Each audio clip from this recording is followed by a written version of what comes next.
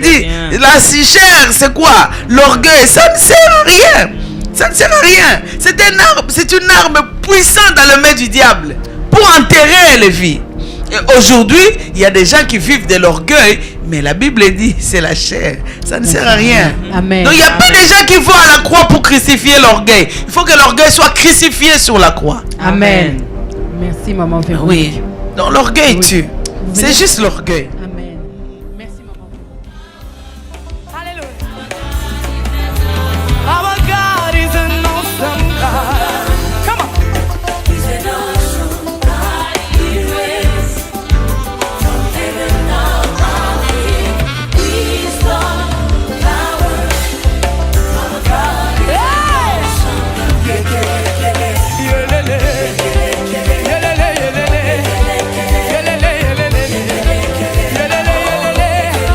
Shalom, bien-aimés dans le Seigneur, je vous salue dans le nom puissant de Jésus.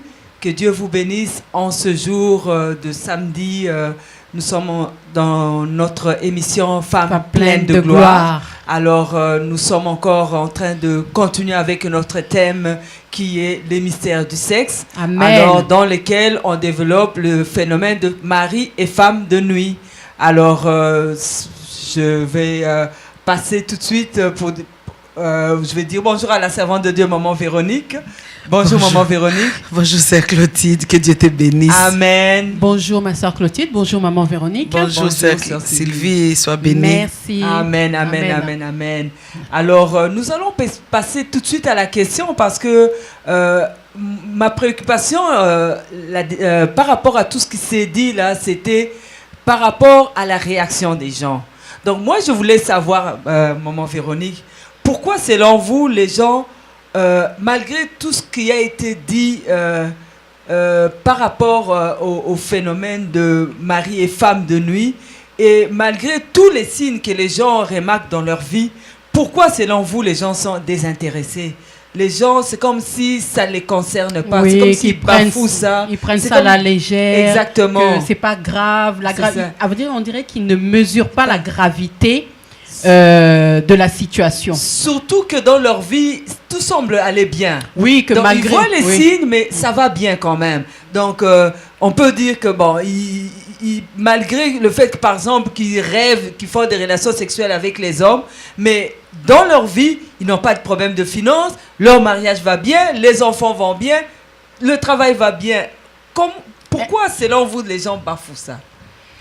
Gloire au Seigneur, que Amen. Dieu soit béni. Amen. Je voulais rendre grâce à Dieu. Amen. C'est lui qui nous garde en vie et c'est lui qui a permis Amen. que cette émission soit là. Amen. Et je ne sais pas, mais pourquoi cette année, c'est Dieu seul sait. Amen. Et c'est un thème, je dirais, qui a été développé par plusieurs hommes de Dieu, par plusieurs servantes de Dieu. Ce n'est pas un nouveau thème, le mystère, les phénomènes des femmes et maris des nuits. Sauf que par rapport à vos questions, c'est là où on est rentré. Et c'est comme si on n'a pas une porte pour sortir depuis qu'on est rentré. Parce qu'il y a beaucoup de questions. Il y a tellement de questions. Je bénis Dieu pour ça. Et je voulais saluer... les femmes pleines de gloire partout. Amen. Que Dieu vous bénisse abondamment. Amen. Que Dieu vraiment se souvienne de vous. Amen. Pour votre fidélité. Quand je vois le nombre de vues, là, ça me touche au cœur. Amen. Vraiment, soyez bénis partout où vous êtes. Et qu'importe Amen. le temps où vous allez suivre cette émission, que vous soyez bénis. Amen. Et ma prière est que le Seigneur vous révèle encore plus par rapport, parce que même si nous pouvons énumérer les signes, je disais que la liste ne sera jamais exhaustive. Jamais. Donc Dieu peut encore et encore faire et donner des révélations. Amen. C'est pourquoi n'hésitez pas à prier, que le Seigneur ajoute des révélations. Amen. Et priez aussi pour nous. Amen. Que vous soyez bénis. Amen. Amen. Merci Seigneur. Et je voulais aussi remercier mon coach qui m'a donné la permission d'être sur ce plateau et présenter cette émission. Amen. Vraiment, c'est un homme que je considère, c'est mon coach, je l'appelle mon héros. Amen. Il est mon pasteur, il est mon... Amen. Que Dieu soit béni. Amen. Et je voulais encore remercier les présentatrices de cette émission. Merci maman Véronique. Que Dieu vous bénisse abondamment Amen. pour votre Amen. fidélité. Amen. Et aussi sans oublier Papa Jordan. Amen. Ah, l'homme du temps. Amen. L'homme Amen. du temps, c'est un grand homme. Amen. L'ingénieur. Ah, l'ingénieur Papa Jordan. Amen. Que Dieu soit béni pour cette question. Amen. Moi, personnellement, je dirais que ce thème, ce n'est pas un thème à négliger. Les gens peuvent banaliser d'une certaine façon, mais je ne pense pas que c'est bafoué comme tel. Parce que l'esprit de l'homme connaît l'homme. Amen. Ce n'est pas parce que quelqu'un ne se cherche pas la délivrance, quelqu'un ne veut pas qu'il bafoue. Regarde le nombre de vues. Quand les gens rentrent, ça signifie qu'il y a... Les gens répondent. Oui. Mais c'est un thème qu'on ne peut pas négliger. J'ai déjà vu quelqu'un, un boxeur, qui a gagné. Il a gagné, il a été couronné. Mais 2 semaines après, il se retrouve à l'hôpital. Je dis, mais qu'est-ce qui se passe? Est-ce qu'il est malade? Oh non, c'était par rapport au coup qu'il avait reçu. C'est-à-dire que tu peux feindre de ne pas vouloir entrer dans ces choses. Tu peux feindre de ne pas vouloir chercher la délivrance. Mais ton cœur sait ce que tu désires. Amen. Amen. Amen. Parce que le coup que le boxeur là a eu, ça a pris 2 semaines pour que ça puisse réagir. Et je me demande pourquoi ça n'a pas répondu au Tylenol. Il est allé jusqu'à l'hôpital. Ça signifie que c'était sérieux. Très sérieux. Bon, c'est ça. Ça signifie que même si on se trompe ou on veut tromper la vigilance de certaines personnes, les coups que tu reçois par rapport aux signes, un jour, vouloir ou pas, la Bible nous dit, sous le soleil, il y a un temps pour toutes choses. Amen. Un jour, il y aura un jour. Ce n'est pas négligeable. Ça ne signifie pas que nous avons un grand Satan. Non. Non. On a un grand Dieu. Amen. On a un Dieu qui est le Dieu tout-puissant. Amen. Mais on ne peut pas négliger ce que les ténèbres est en train de faire comme manigance. Amen. Oublier ça, négliger ça, c'est vraiment commettre une erreur terrible. Parce que la Bible nous dit, on ne peut pas oublier les desseins du diable. Non. Il est là pour détruire. Quelqu'un qui est là pour détruire, même si tu fermes les yeux. Même si tu fermes les yeux, s'il est là pour détruire, il va te détruire pareil. Amen. Même si tu refuses de prendre les armes, parce que ça demande le combat, ça demande la bataille, ça demande chercher la délivrance, ça demande beaucoup de démarches. Même si tu croises les bras, mais il va agir pareil. Amen. Vous savez, c'est simple la vie. Mais c'est l'homme qui complique la vie. La vie, c'est simple quand on sait demander les secours là où il faut. Amen. Quand on sait toquer la porte là où il faut. Amen. Mais quand on va à côté, c'est là où on tombe dans beaucoup des erreurs. Essaye de regarder seulement ta vie. Est-ce que ta vie, est-ce que ton mariage, est-ce que tu vis réellement la plénitude des promesses de Dieu? Essaye de mûrir ta vie par rapport à la parole de Dieu. Est-ce que ce que tu vis dans ton mariage, ce que tu vis dans ta vie, c'est ce que Dieu a dit pour toi? Essaye de voir pour comprendre. Mais qu'est-ce qui tue l'homme? Nous allons prendre nos Bibles. Nous allons prendre nos Bibles dans Jean 6, verset 63.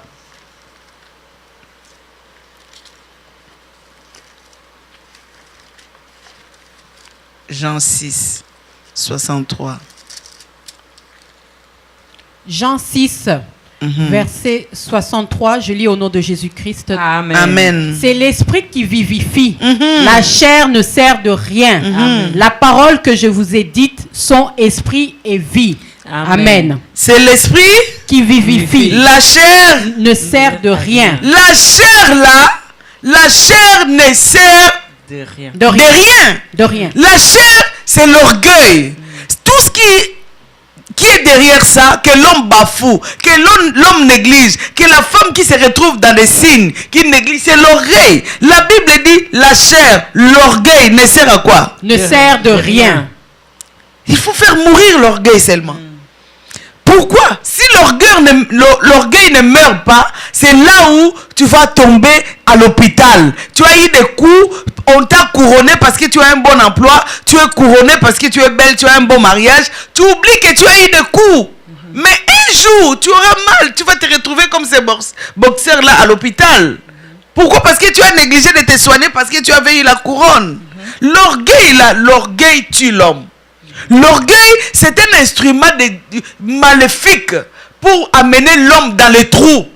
C'est pourquoi il y a beaucoup de gens qui suivent ces messages, mais qui voient des signes par rapport à d'autres personnes. Il y a certaines personnes qui suivent ces messages, qui voient des signes par rapport à leur vie, mais ils minimise. Aux yeux des gens, il minimise. Mais quand il est seul, il se dit, mais c'est moi. Quoi faire? Mais c'est l'orgueil. L'orgueil tue.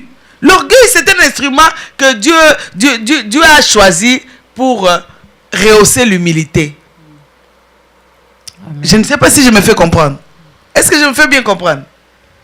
Est-ce que vous pouvez nous éclairer un peu plus, maman Véronique? Je vais dire ça inversement. Oui. L'humilité, c'est un instrument pour tuer l'orgueil.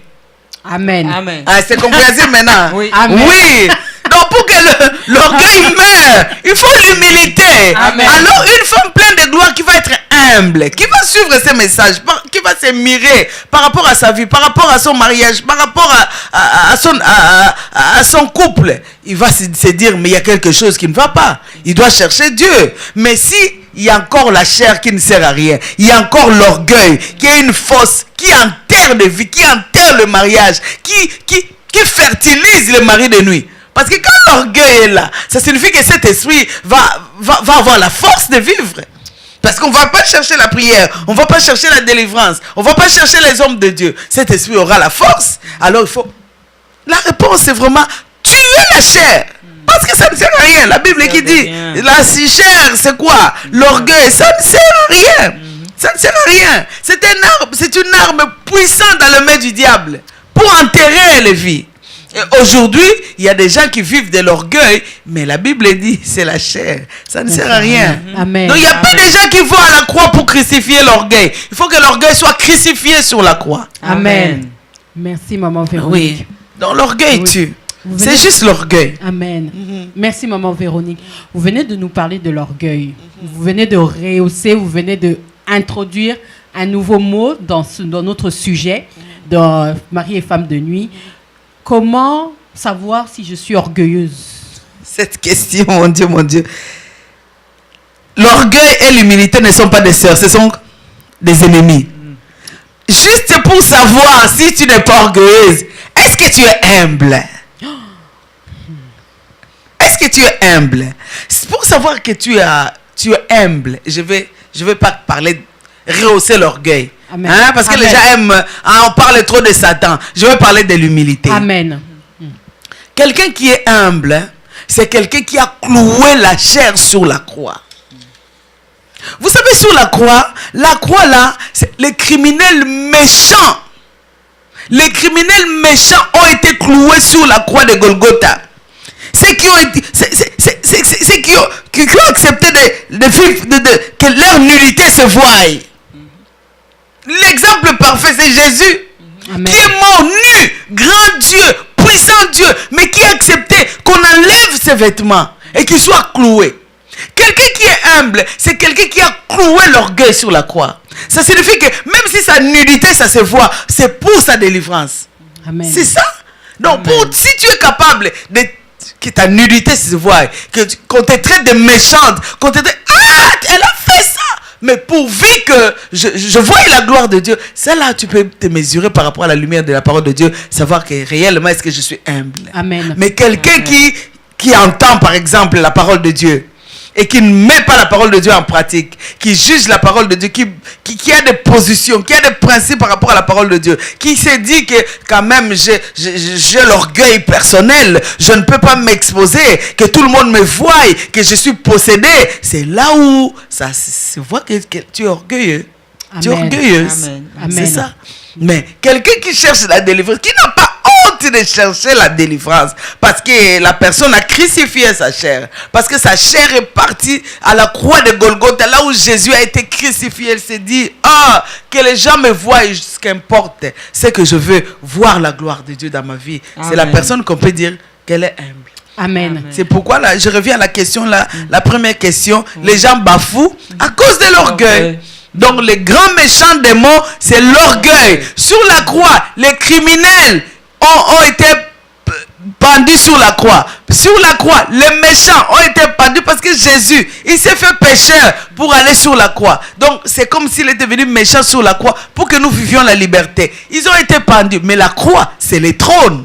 Amen. Quelqu'un qui est humble, c'est quelqu'un qui accepte la croix. Et quand on accepte la croix, on accepte les trônes. Amen. Mais quand on vit dans l'orgueil, on accepte accepte la fossée, on accepte le trou, on accepte la mort. C'est ça. Amen. Donc c'est l'orgueil. Merci, maman Véronique. Pour la femme pleine de gloire qui nous suit, est-ce que, je reste encore un peu sur ça pour que vous puissiez encore souligner, c'est le fait d'accepter de montrer notre faiblesse, d'accepter d'avoir tort. Est-ce que c'est ça l'humilité? Le fait d'accepter la faiblesse. De montrer. De montrer. Je ne sais pas montrer à qui. Montrer à qui? Je voulais dire, l'orgueil déteste la croix. L'orgueil est ennemi de la croix. Or, la croix, c'est là où on va tuer la chair. Or, la croix, c'est là où les trônes. Les trônes. Jésus, son trône a commencé par la croix. Amen. On l'a traité de méchant. Il a accepté. D'accord. Et c'est là où il est mort. Et il a, même les brigands qui est mort sur la croix. Il a accepté. L'humilité pour lui, c'était de dire, ah, moi je suis indigne. Jésus, toi tu ne pouvais pas être ici. Moi je suis indigne. Il s'est considéré indigne. C'est là où Jésus a dit, aujourd'hui, les trônes, tu seras avec moi. Amen. Amen. Amen. Donc une femme pleine de gloire qui accepte de faire mourir sa chair, c'est-à-dire de ne pas se montrer faible, je n'ai pas dit ça, mais qui dit, oui, il y a 1, 2, 3 signes qui sont visibles, que je vois personnellement, sans que les gens voient, mais moi-même, je vis ces choses. Elle va chercher la délivrance. Ça qu'on la pousse. C'est ça l'humilité. Amen. L'humilité en soi, c'est accepter, dire oui à la parole de Dieu. Amen. Dire oui à la volonté de Dieu. Amen. Qu'importe la façon dont c'est exposé, quand on dit oui, c'est là où on a l'humilité et c'est là où on a le trône, c'est là où on a la gloire. Amen. Mais aujourd'hui, qu'est-ce qu'on voit? Ah, il y a certaines même qui voient ça en cachette. Mais je suis désolé, même si tu vois en cachette, tu sais ce que tu vis. Amen. Tu sais ce que tu vis. Le mari et femme de nuit, ce sont des choses à ne pas négliger. Amen. Ce sont des choses qui détruisent. Bien aimé, je ne sais pas qui va vouloir que sa vie soit détruite. Personne. Voilà là où l'orgueil amène les gens. C'est une façon où tu veux absolument que ta vie soit bousillée. C'est une façon où tu acceptes que ton mariage soit bousillé. Que les gens ne sachent pas. Mais non. Que les gens sachent qu'il n'y a rien de bon à l'intérieur. Qu'ils sachent que... Parce que l'orgueil, c'est faire valoir. On te voit bien. Or, à l'intérieur, tu n'es pas toi. À l'intérieur, tu souffres. À l'intérieur, tu souffres. Bien aimé, il y a des femmes, tu la vois dans une Mercedes, dans un Lexus, mais quand elle rentre chez toi, elle rentre chez elle, le mari dort dans une autre chambre, à cause des maris de nuit.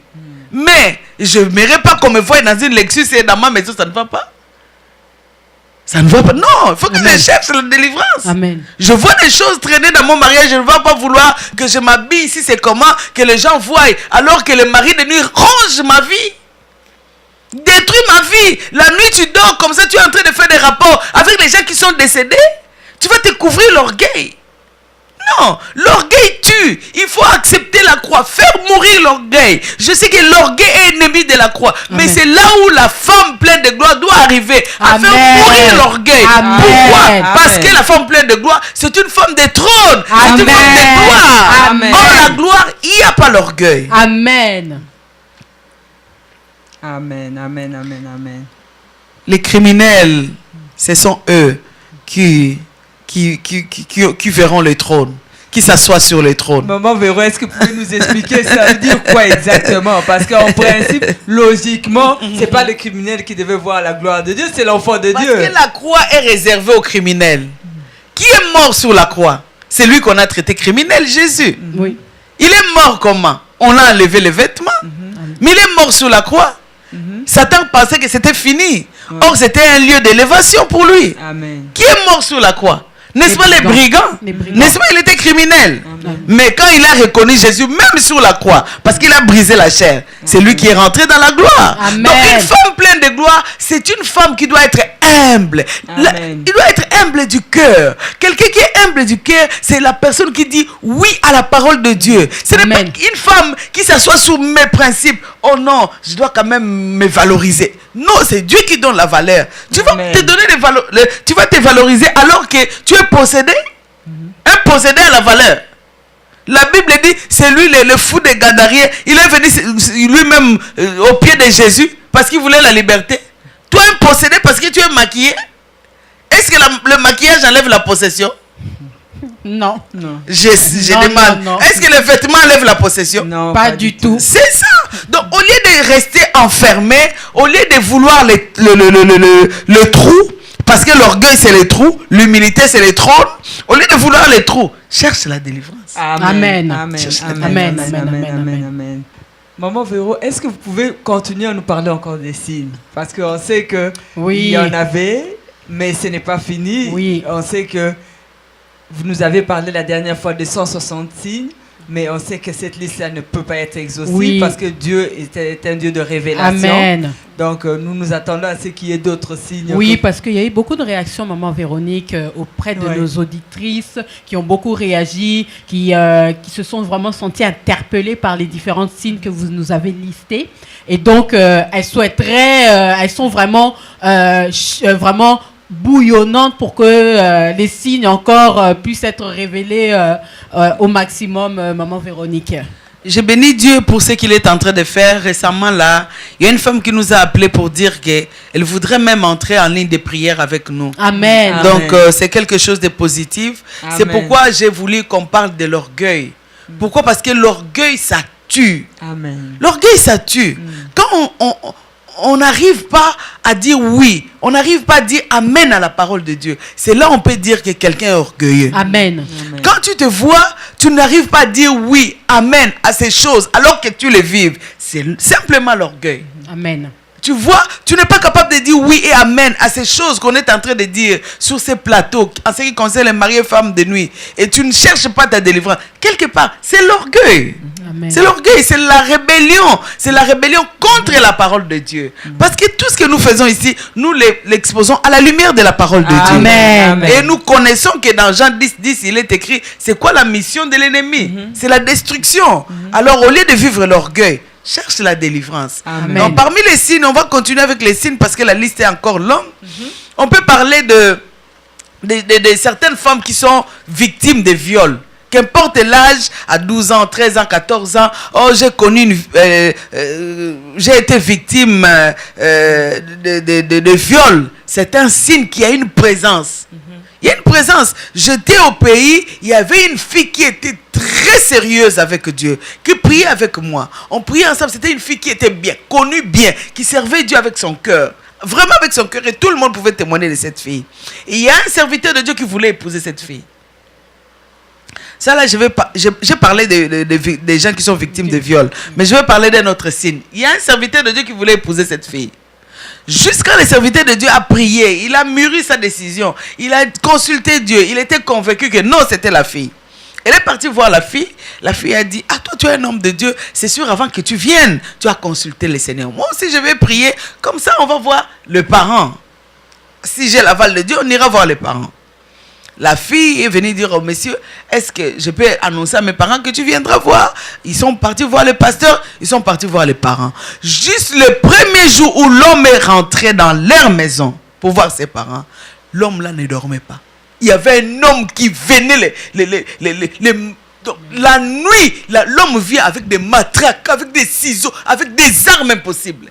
Il faut que je te tue. Tu n'as pas vu d'autres femmes? Celle-là, c'est ma femme. Je l'ai épousée depuis l'enfance. Tu ne peux pas aller vers elle. Oh, la fille craignait Dieu. La fille servait Dieu. Mais elle-même, jamais elle a été attaquée. Elle a vu un certain signe qui témoignait qu'elle avait la présence des maris de nuit. Jamais elle a rêvé quelque chose de bizarre. Mais elle était possédée par cet esprit. Mais qui a été attaqué? C'est l'homme de Dieu. Mais dis-moi, l'homme de Dieu a été attaqué. Si c'était quelqu'un qui ne connaissait pas le Seigneur, c'est sûr que la personne peut mourir. C'est sûr que la personne peut connaître quelque chose de sérieux dans sa vie, alors que c'est dû au mari de nuit de la femme. C'est quelque chose qu'on doit prendre en considération. Pas très longtemps, on nous racontait un témoignage d'une fille vierge. Elle n'a pas connu de troubles. Même celle-là que je vous dis là, elle est vierge aussi. Mais possédée, l'homme là. Alors c'est là où le serviteur de Dieu a dit, moi, comme Dieu m'a donné l'aval, heureusement Dieu l'a donné l'aval. Moi je vais lutter. Et chaque jour c'était des prières pour jusqu'à arriver à marier cette femme. Dis-moi si c'était un homme qui n'était pas un homme de prière. Voilà pourquoi il y a certaines personnes qui ne se marient pas. Parce que tu ne sais pas la personne qui t'a abordé, qu'est-ce qu'il a vu. Et il est découragé. Toi, tu vas dire seulement les hommes viennent et puis ça ne marche pas. Tu ne sais pas ce qu'il a vu. Amen. Il y a une autre fille, vierge, elle s'est mariée. L'homme et la femme, tout joyeux. Ils vont dire, ils ont loué un hôtel luxueux. Ils sont allés en voyage de noces. La première nuit, ils n'ont pas passé la nuit ensemble. Ensemble, ils ont entendu seulement bouh la nuit. Quand l'homme voulait toucher la femme, il entend bouh. Il dit, chérie, tu as entendu? Il dit oui. Il dit, c'est comme si quelqu'un qui est rentré au milieu de nous. Et directement, celui qui est rentré, l'homme se sent bousculé, il tombe par terre. Dis-moi, si cet homme-là n'avait pas le Seigneur, le mariage allait continuer. C'est quelque chose qu'on ne peut pas bafouer. Amen. C'est quelque chose qu'on doit prier. Prier et prier. La prière pour une femme pleine de gloire, c'est la vie. C'est comme la respiration. Quelqu'un qui ne prie pas, c'est comme quelqu'un qui veut arrêter son souffle. On doit prier. Amen. L'ennemi travaille, le diable travaille. Regarde Job. Juste après avoir fini la conversation avec Dieu, Dieu il témoigne. Tu as vu mon serviteur Job, il dit va. Jusqu'à il a dit va. Il est parti la bousiller.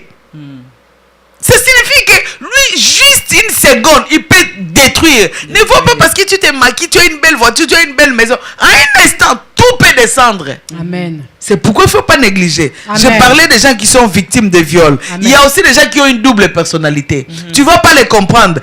Tantôt, tu la vois très bien. Tantôt, tu la mets. Donc, tu ne sais pas si c'est elle. Il est bipolaire. C'est ça, bipolaire. Deux personnalités, c'est la présence des maris de nuit. Tu vas la voir douce, douce, douce, comme l'eau ne bouge pas. Mais la même bouche là, douce là, si elle ouvre la bouche, tu vas pas comprendre. Donc, ces gens-là, ce sont des signes. C'est vrai que ce sont des choses où personne va vouloir être comme ça, personne va accepter facilement qu'il est comme ça. Mais quand on tue l'orgueil, on accepte, on cherche la délivrance. Amen. Oui. Amen. Et il y a certaines femmes qui ont toujours des troubles avec des belles familles. Oui. Ça aussi. Maman, toute la belle famille, personne n'est bien. Seulement toi. Tu vois des troubles excessifs là avec la belle famille là.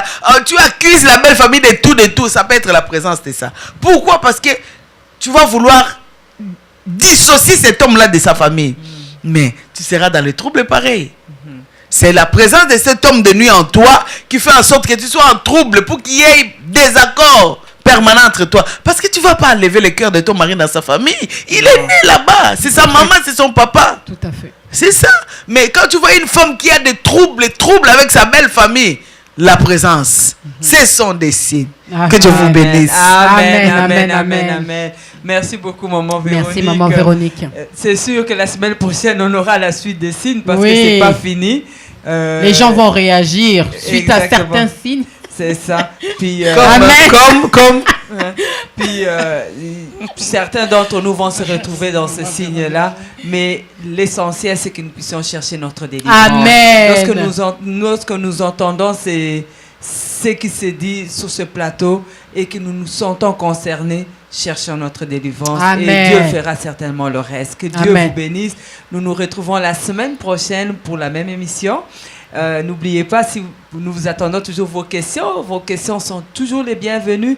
Et comme je l'ai toujours dit, il n'y a pas de mauvaises questions. Donc, c'est déjà tout pour notre émission. Donc, n'oubliez pas de nous suivre sur notre chaîne CCPV Montréal ou alors sur Facebook CCPV Montréal ou sur YouTube CCPV Montréal. Alors, si vous avez vos questions, n'oubliez pas de nous les envoyer par texto au 514-677-2893 ou au 514-653-6297. Et n'oubliez pas évidemment de partager parce que nous avons besoin de vos commentaires, nous avons besoin de vos questions aussi. Donc, comme je vous ai dit, vous avez le choix soit par texto, soit par des réseaux sociaux. Les réseaux sociaux. Donc, vos questions sont les bienvenues. Donc, je ne sais pas si la sœur Sylvie, tu avais quelque chose à ajouter. Oui, je voulais aussi vous dire que si vous avez raté l'émission ou si vous ne savez pas où regarder les rediffusions, vous pouvez le regarder sur congomikili.com. Et c'est ça. Donc nous nous retrouvons à la prochaine fois à l'émission Femme pleine de gloire. Que Dieu vous bénisse. Amen.